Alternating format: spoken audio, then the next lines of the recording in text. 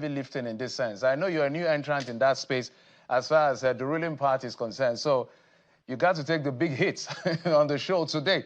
There's nothing novel about government inheriting a crisis. I hear people say this thing. Literally every government that has come, whether from the national or the state level, they always complain about how bad things were. Nobody's underrating how bad things were. I am very familiar. I understand a bit of economics, so I'm familiar with where we were as a people and where we are now. So I'm familiar with the numbers. Now, but this is a challenge.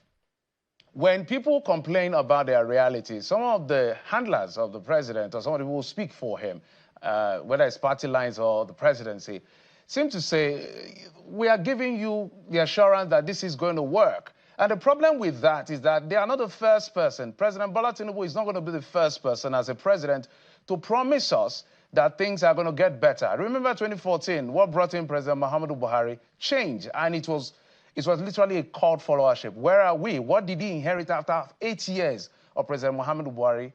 So there's nothing new about making promises. There's nothing new about inheriting a bad situation. It's how you handle it that's the big question. So the argument seems to be like, people feel like the government seems to railroad us to the point of saying, look, you must accept the fact that we need to stay hopeful. But Nigerians are not accepting it. They want things to improve because their lives are difficult. Is that impossible to understand? Or do you think the president should change his mode of conversation so that we understand where it's coming from?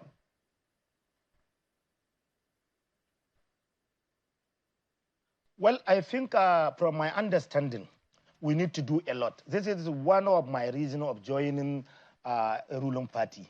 It is not my intention to join the ruling party, but because of the quality and the action and the inaction of our political gladiators, I think the best way is just to join the ruling party, do your own best to drag some advantage to our people finish. From my understanding, there is need for us to put our hand on deck. Both the judiciary, the parliament, and of course the executive, civil society, and the remaining stakeholders. There are so many ways of doing things, but we close our eyes. We refuse to do so. We used to look into only what our leaders are doing. Yes, leaders are elected to lead us well. Therefore, they must find a way of providing a solution to our problem.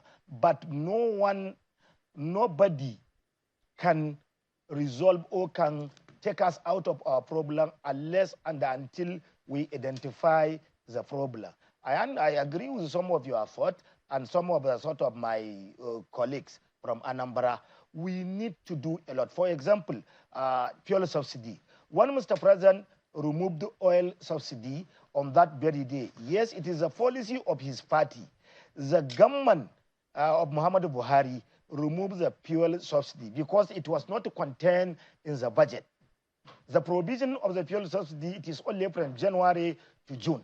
From that day, no fuel subsidy. What Mr. President or President Bola Tinubu does is just to announce the removal of the fuel subsidy. Then what after? I want you to look into what state, federal, and local government are collecting after the removal of the fuel subsidy. It is almost times three. The last Buhari's allocation in May or June, it is not up to 700 billion. By now, it is almost 1.8 trillion. Therefore, the best way to handle this the situation is that after removing the fuel subsidy, we need to block leakages, stop wastages, and fight corruption to the stand still. If for any reason our leaders, our colleagues in the National Assembly, the executive, the judiciary, the other angles of the party are committed to block leakages, to stop wastages, to fight corruption, to reduce impunity to a minimal bearing, I assure you we will regain hope. It is only when there is hope, when people are hoping to get something good from the government, then Nigeria will start working well. But as I am speaking with you, there is total there is very huge gap between the leaders and followers.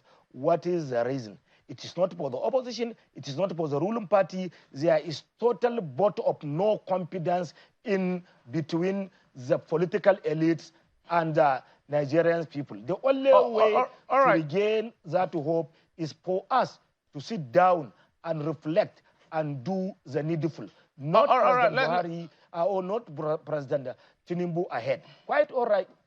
All right, Senator, let me take it to me. Just a moment, Senator. Let me also bring in the Honorable to also speak on this particular matter. One of the things the government has started, as I've always mentioned, is the fact that there are more monies now going to the subnationals in trillions in Naira terms.